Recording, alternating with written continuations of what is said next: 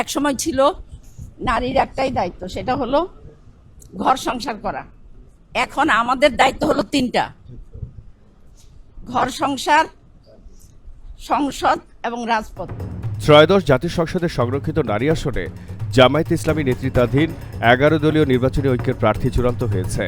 জামায়াতের 8 নারী যাচ্ছেন সংসদে, জাতীয় নাগরিক পার্টি এনসিপি থেকে 2 জন, এছাড়া জাতীয় গণতান্ত্রিক পার্টি জাগপা থেকে 1 জন, বাংলাদেশ খেলাফত মজলিসের 1 জন এবং জুলাই শহীদ পরিবারের 1 জনকে নারী আসনের সংসদ সদস্য করা হচ্ছে এই জোট থেকে। গত 12 ফেব্রুয়ারি অনুষ্ঠিত নির্বাচনে 77টি আসনে জয়ী হয় 11 দলীয় ঐক্য। সেই হিসাবে তারা 13টি নারী আসন পাচ্ছে। 50 নারী আসনের 36টি বিএনপি পাচ্ছে। ক্ষমতাসীন দলটি সোমবারই তাদের প্রার্থী চূড়ান্ত করেছে। এর পরপরই 11 দলীয় ঐক্যের প্রার্থী চূড়ান্ত হওয়ার খবর পাওয়া যায়। জাতীয় সংসদের সংরক্ষিত মহিলা আসনের জন্য মঙ্গলবার রাজধানীর আগারগাঁওয়ে নির্বাচন কমিশন কার্যালয়ে মনোনীত প্রার্থীদের মনোনয়নপত্র জমা দেওয়া হয়। আমি বলতে চাই যে আমরা যারা জুলাই বিপ্লবের পরে এই ইলেকশনের সুযোগ পেয়েছি এবং সংসদে আসার সুযোগ পাচ্ছি, আমাদের দায়িত্ব একজন নারী হিসাবে একসময় ছিল নারীর একটাই দায়িত্ব, সেটা হলো ঘর সংসার করা। এখন আমাদের দায়িত্ব হলো তিনটা: ঘর সংসার, সংসদ এবং রাজপথ। এই তিনটা কর্মক্ষেত্রে আমরা ইনশাল্লাহ লড়াই করে যাব।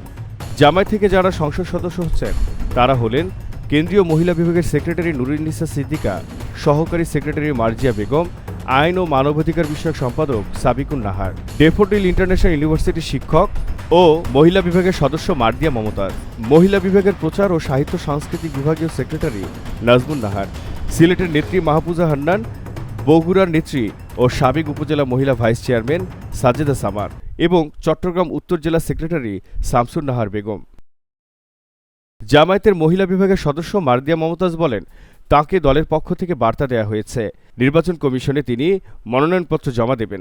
এনসিপির 2 জন হলেন দলের নারী সংগঠন জাতীয় নারী শক্তির আহ্বায়ক মনিরা শারমিন ও সদস্য সচিব মাহমুদ আলম মিতু, তাসমিয়া প্রধান জাগপার চেয়ারম্যান এবং মাহবুবা হাকিম বাংলাদেশ খেলাফত মজলিসের নারী মজলিসের সদস্য। মনোনয়ন দেওয়া হয়েছে। এখানে শুধু জামাতে ইসলামীর অত্যন্ত যোগ্য নারীরা নেই, এনসিপির নারীরা আছে, খেলাফত মজলিস আছে, জাতীয় গণতান্ত্রিক পার্টি জাগপা আছে এবং একজন শহীদের মা আছে। এই ঐক্য জাতিকে বার্তা দিচ্ছে দেশ গঠনে এবং দেশের সকল সংকটে আমরা ঐক্যবদ্ধ থাকব। এছাড়া জুলাই শহীদ শিশু জাবির ইব্রাহিমের মা রোকেয়া বেগমকে মনোনয়ন দিয়ে সংসদে নিচ্ছে 11 দলীয় ঐক্য। আমি আশা করছি আমার জুলাই 1400 শহীদ পরিবার, 20,000 আহত যোদ্ধা এবং আমার জুলাই যোদ্ধারা যারা আছেন তাদের হয়ে আমি